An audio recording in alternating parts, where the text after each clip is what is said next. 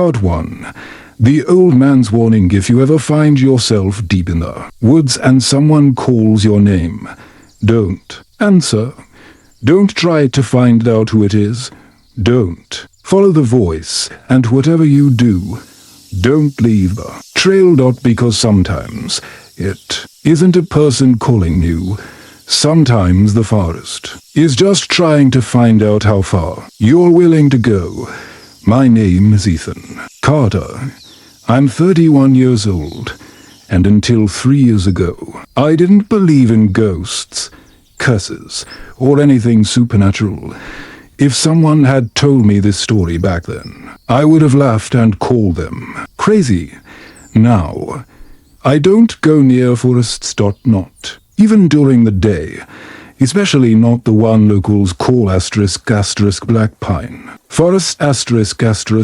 Everything I'm about to tell you really happened. At least I wish I could convince myself it didn't. It started in early October. The air had turned cold. The leaves were beginning to change, and my 3 closest friends wanted one last camping trip before winter. Jake Miller had planned everything.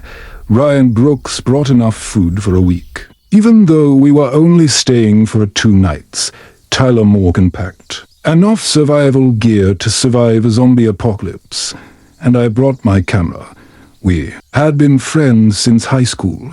We'd hiked together dozens of times. Nothing had ever gone wrong. This trip was supposed to be no different. After nearly 6 hours on the road, we reached a tiny town called *** Ash Creek ***. It was the kind of place you could drive through in less than a minute. A single gas station, a weathered diner, a few old wooden houses, and a silence that felt strangely heavy. While we unloaded our backpacks, I noticed an elderly man sitting on a bench outside the general store. He wasn't reading. He wasn't smoking. He was just watching us. His eyes followed every movement we made. Finally, he stood up and slowly walked over. "You boys heading into Black Pine?" he asked. Jake smiled. "Yeah, just a weekend trip." The old man nodded once. Then his expression changed. "You planning to stay after sunset?" "We're camping for 2 nights." For several seconds, he said nothing. Then he looked each of us in the eyes before speaking. "If you want to make it back home, never leave the trail after dark." Ryan chuckled. "What happens if we do?" The old man didn't smile. "He'll find you." Ryan laughed again. "Who?" The old man looked toward the forest. "The one that doesn't belong here anymore." No one said a word. I assumed he was trying to scare tourists. Every small town has stories like that. As we turned to leave, his voice stopped us one last time, and "If someone calls your name," he paused, "don't answer. Even if it sounds like someone you love." Then he sat back down on the bench. He never looked at us again. The trail into Black Pine Forest was beautiful, towering. Pine trees stretched hundreds of feet into the sky. The air smelled of damp earth and fresh pine needles. Sunlight filtered through the branches in thin golden beams. For the first few hours, everything felt perfect. Ryan kept making jokes. Tyler pointed out animal tracks. Jake filmed the scenery for his hiking channel. I stayed near the back of the group, enjoying the silence. But after a while, I realized something felt wrong. There were no birds. No squirrels. No insects. Nothing. The deeper we walked, the quieter the forest became. Finally, I stopped. "Do you guys hear that?" Jake turned round. "Hear what?" "Exactly." They listened. Nothing. Not even the wind. Ryan shrugged.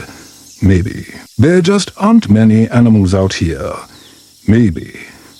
But I've spent enough time outdoors to know the forest is never completely silent. By late afternoon, we found a small clearing beside the trail and decided to set up camp. The tents went up quickly. Tyler built a fire. Ryan started cooking dinner. For a while, everything felt normal again. We laughed, shared old stories, argued about horror movies. Then Ryan grinned and said, "If something out there calls my name tonight, I'm definitely going to see what it wants." Jake laughed. "So we can put your face on a missing persons poster." We all laughed, all except me, for some reason. I couldn't stop thinking about the old man's warning. He hadn't sounded like someone telling a ghost story.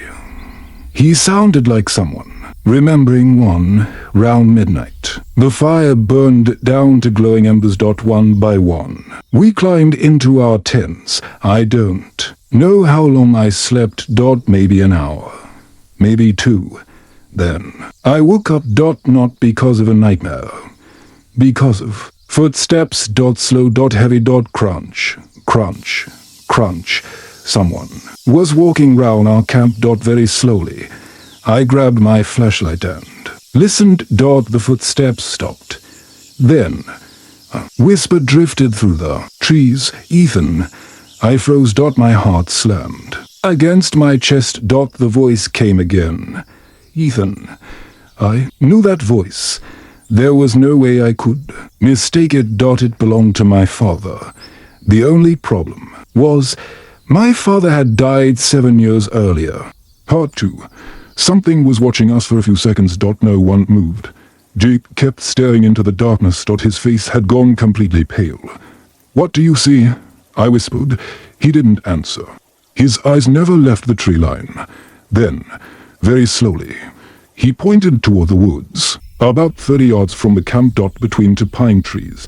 Someone was standing there. At first, I thought it was another hiker. The figure was tall, perfectly still. It wasn't hiding. It wasn't trying to scare us. It was simply watching. Ryan grabbed his flashlight and aimed it at the trees. The beam cut through the darkness. Nothing. The figure was gone. "See?" Ryan laughed nervously. "Probably a stump." Jake shook his head. "No, it wasn't. None of us slept after that. Every few minutes one of us would shine a flashlight into the woods. Nothing. No movement. No sounds. Just endless rows of black trees. Round 4 in the morning. Something changed. The forest became silent. Not quiet. Silent. No wind. No insects. No leaves moving. It felt like every living thing had disappeared at exactly the same moment. Then, crunch, a twig snapped. Very close, right behind Tyler's tent. Tyler unzipped the entrance and looked outside. "I don't see anything." Another snap. This time, on the opposite side of the camp. It sounded as if someone was circling us. Slowly. Patiently. One step. Then another. Never rushing. Never getting closer. Just walking around the tents. Listening. Waiting. Ryan stood up. "That's it." He picked up the flashlight. "I'm checking." Jake grabbed his arm. "Don't.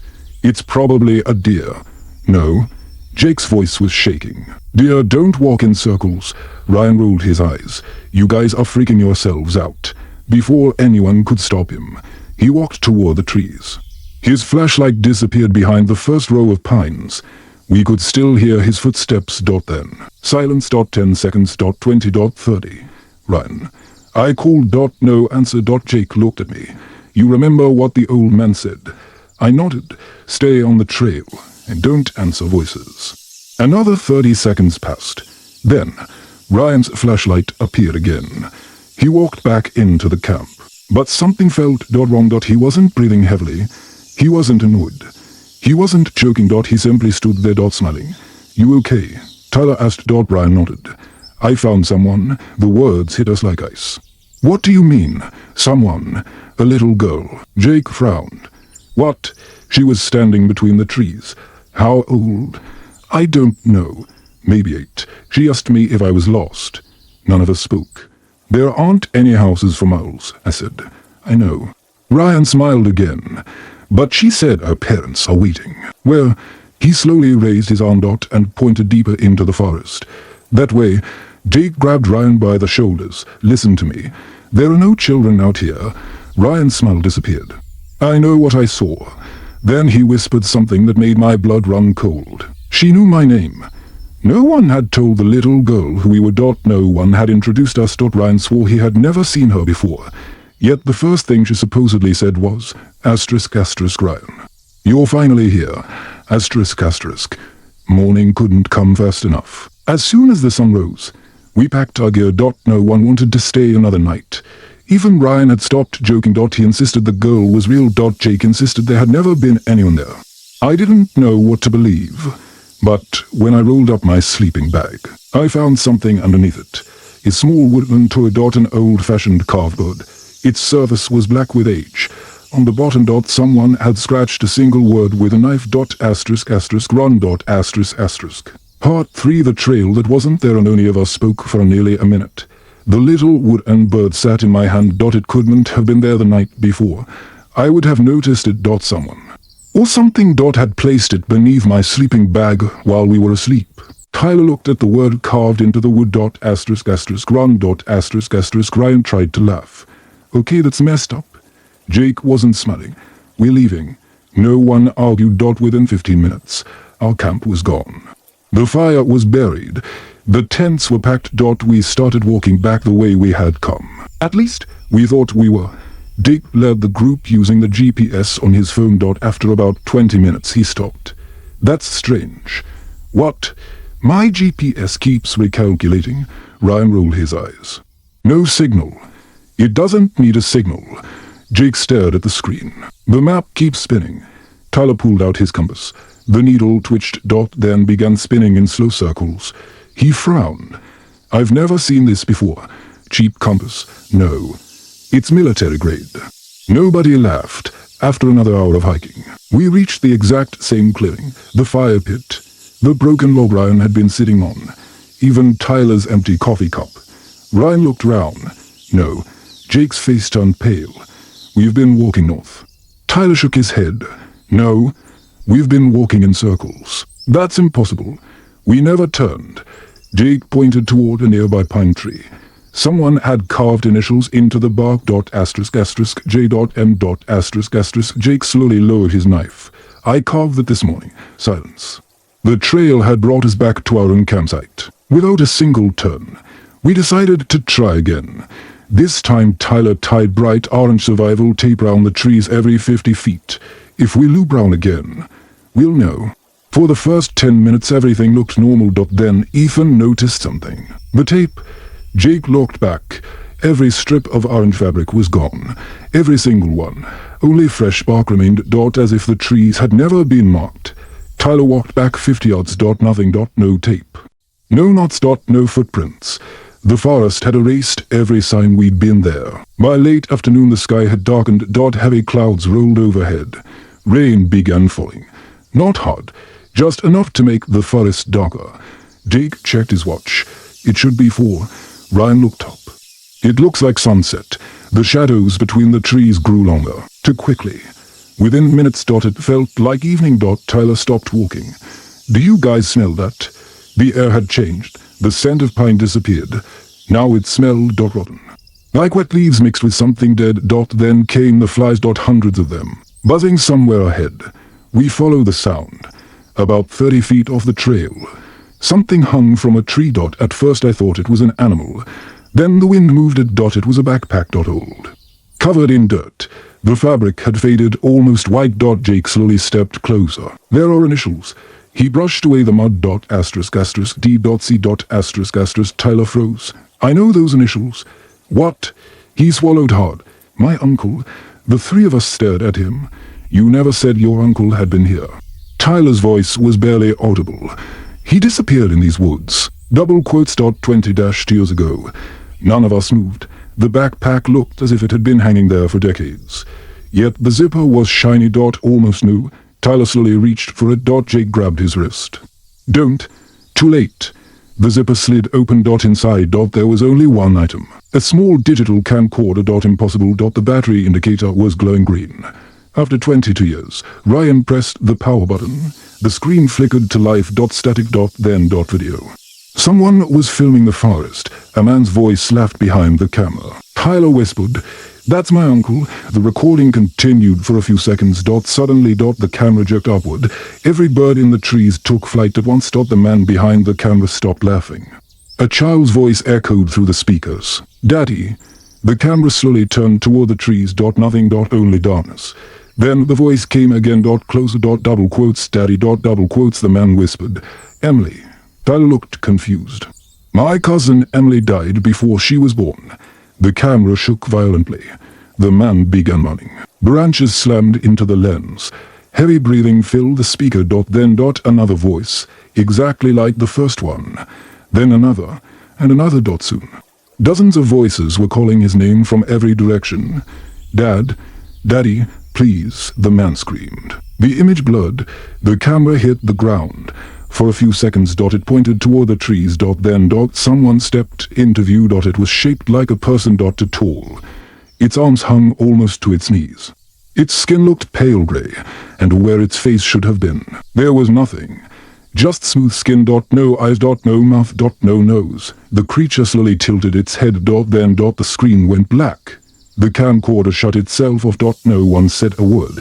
Then, somewhere deep in the forest, a familiar voice echoed through the trees. "Ethan."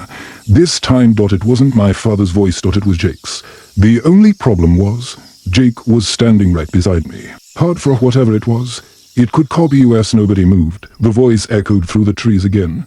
"Ethan." It sounded exactly like Jake. Not similar. Not close. Exactly the same. I turned toward him. His face had gone completely white. "You didn't say that." Jake slowly shook his head. "No." The voice came again. This time from somewhere behind us. "Guys." It was Tyler's voice. Tyler grabbed my arm so hard at it. "I'm right here." Ryan whispered, "What the hell is happening?" Then, laughter. Quiet. Childlike. Somewhere in the darkness. "We're leaving." Jake didn't wait for anyone to answer. He started walking down the trail as fast as he could. The rest of us followed. No one looked back. The forest had become unnaturally dark. The sunlight was gone, even though it couldn't have been later than 5 in the afternoon. Every few minutes, one of us would hear something. A whispered. Footsteps. Someone breathing. Always just outside our field of vision. Every time we stopped, the sound stopped too. As if whatever followed us knew exactly when we were listening. Half an hour later, Ryan suddenly froze. "Did you hear that?"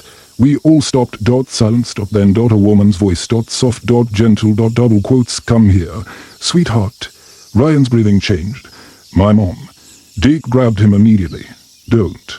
Ryan stared into the trees. "That's impossible. My mom died when I was 15. The voice came again. Closer this time. "Ryan, I'm waiting."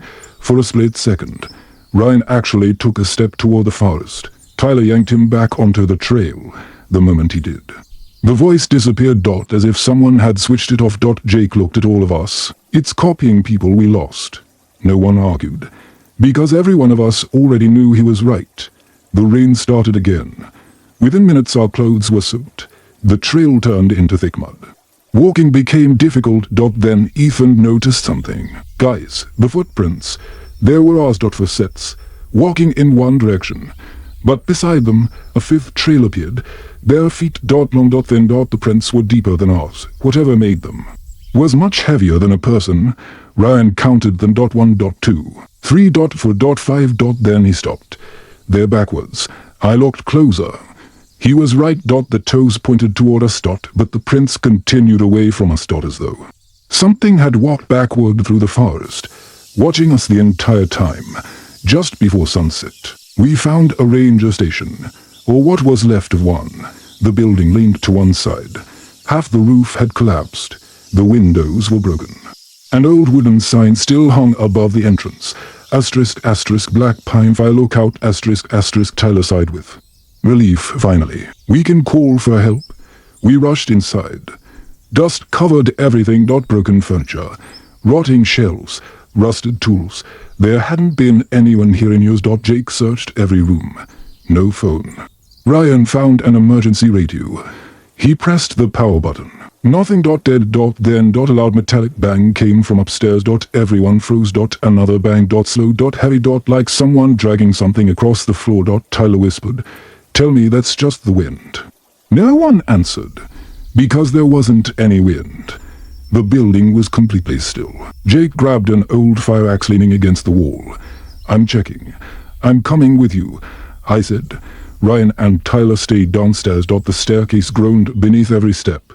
Halfway up, we heard breathing. Slow. Deep. Someone was definitely upstairs. Jake tightened his grip on the axe. 3 more steps. The hallway came into view. Empty. Every door stood open, except one. The last room. Its door was closed. From behind it, we heard a child crying. Very quietly. Jake looked at me. I shook my head. He slowly reached for the doorknob. The crying stopped. Complete silence. Jake counted silently with his fingers. 3 to 1. He threw the door open. The room was empty. Just a broken chair, a cracked window, and a thick layer of dust. Nothing else. Jake let out a breath. We're losing our minds. Then I looked down. In the dust, fresh footprints. Small. Bare. Like a child's. They began in the middle of the room. Not at the door. Not at the window. Right in the center. As if someone had simply appeared there. The tiny footprints crossed the room, stopped directly in front of us. And then. Without turning round, continued onto the ceiling. Both of us stared upward. The dusty footprints crawled across the wooden ceiling beams, until they disappeared into the darkness above the hallway. Something had walked over our heads. And whatever it was. It had done it upside down. Then, from somewhere directly above us, a little girl whispered. He looked. Part 5. The Ranger's Journal. Neither Jake nor I screamed. We see OULD and single quotes T. Our bodies simply refused to move. The whisper echoed through the abandoned lookout. Asterisk. You looked. Asterisk. Then. Silence. The tiny footprints on the ceiling remained exactly where they had stopped. I blinked. They were gone. Every single one. Only dust remained. Jake grabbed my jacket. We're leaving. We ran downstairs. Ryan looked at us and immediately knew something was wrong. What happened? Jake didn't answer. He slammed the front door open. Darkness. The sun had disappeared. The forest looked as though midnight had fallen in a matter of seconds. Tyler checked his watch. It's only 6:13. Nobody believed him. Outside, the trees had changed. None of us remembered seeing them so close together. Their trunks seemed thicker. Their branches blocked almost every bit of moonlight. The forest felt smaller. Like it was closing round us. Then we heard it. A bell. One slow ring. Far away. Asterisk. Dong. Asterisk. Ryan frowned. Is there a church out here? Nobody answered. The bell rang again. Closer. Asterisk. Dong. Asterisk. Jake whispered. That's impossible. The sound wasn't echoing. It was moving. As if someone was carrying the bell through the woods. Toward us. Asterisk. Dong. Asterisk. This time it came from behind the ranger station. Tyler slowly backed away. No, we're not staying here. Just as we turned to leave, the front door slammed shut by itself. Hard. The windows rattled. The entire building shook. Then everything became quiet again. Jake grabbed the handle. It wouldn't move. It stuck. Ryan threw his shoulder against the door. Nothing. Tyler searched the room for another exit. The back door had disappeared. Not locked. Gone. Where the doorway had been only minutes earlier, there was now an old wooden wall.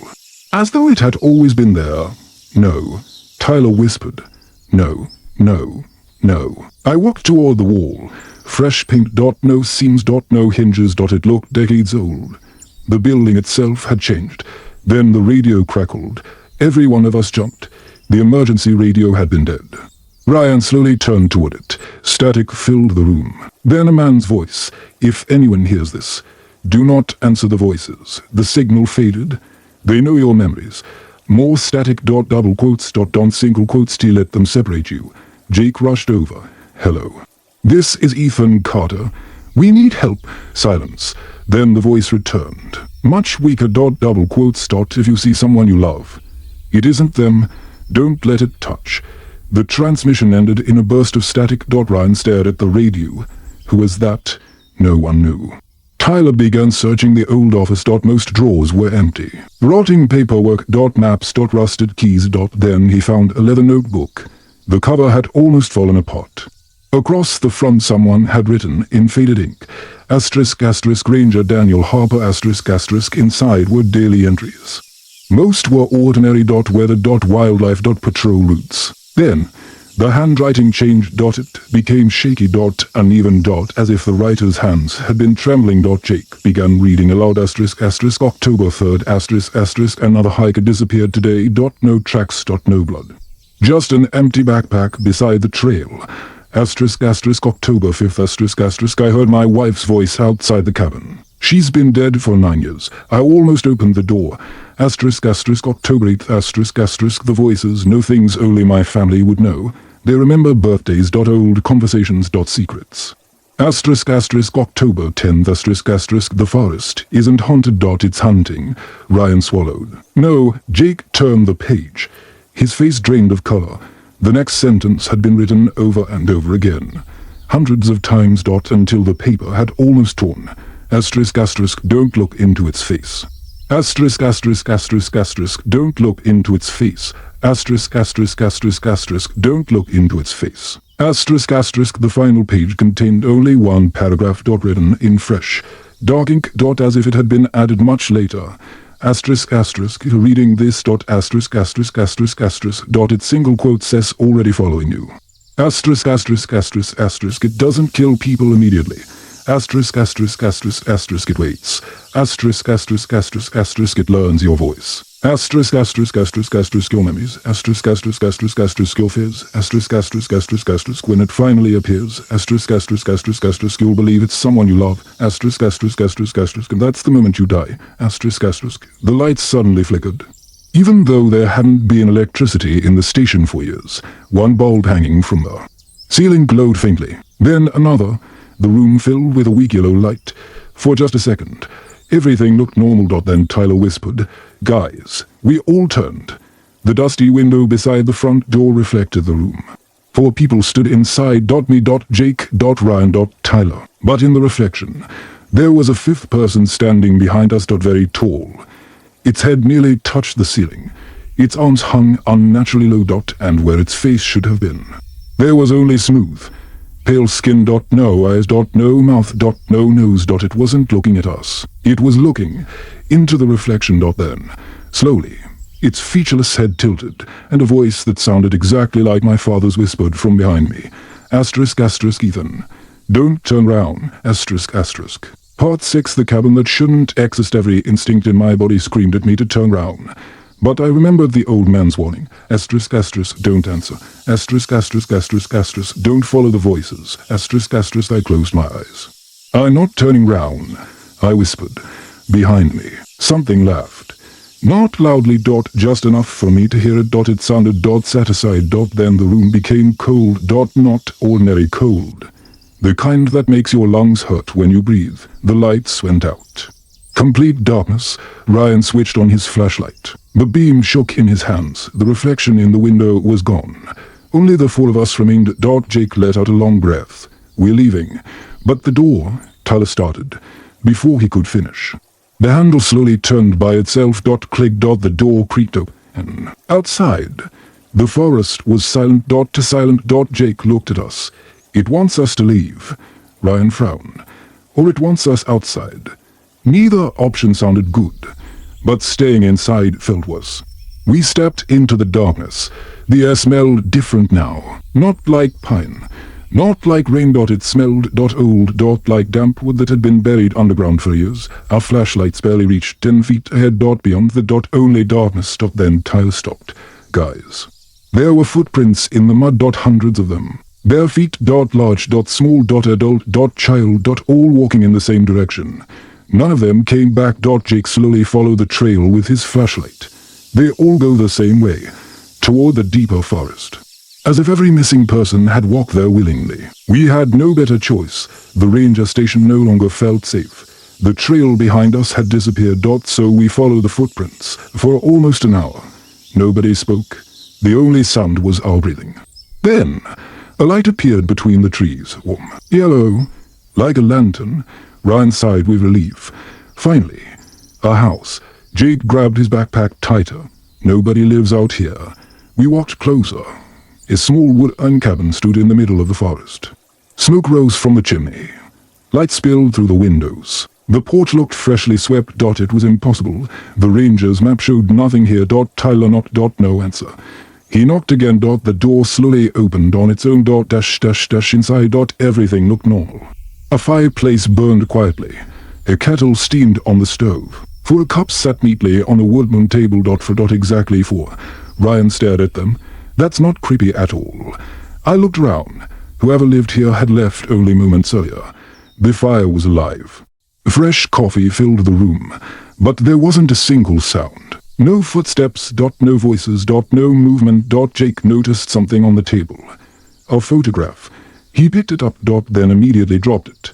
What the? I bent down and looked. The picture showed us standing round last night's campfire. Every detail was perfect. Ryan laughing. Jake holding his camera. Tyler cooking over the fire. Me staring into the trees. The photo had been taken from inside the forest. At least 50 yards away. None of us had noticed anyone watching.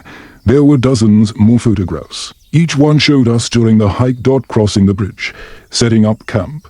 Walking along the trail. Sleeping inside our tents. Sleeping. Someone.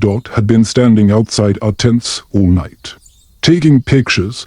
Tyler turned over the last photograph. There was handwriting on the back.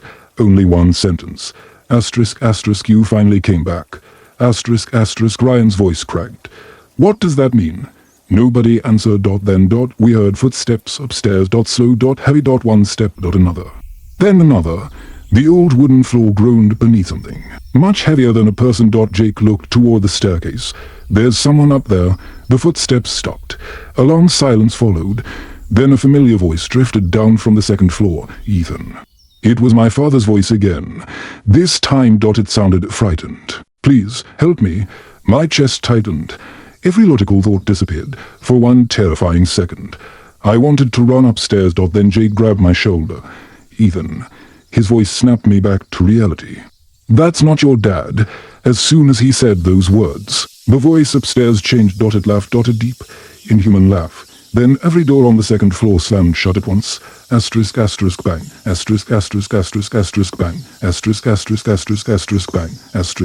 the entire cabin shook. Dust rained from the ceiling. The fire in the fireplace went out. Our flashlights flickered. And from somewhere upstairs. Something began running. Not walking. Running. Straight toward the staircase.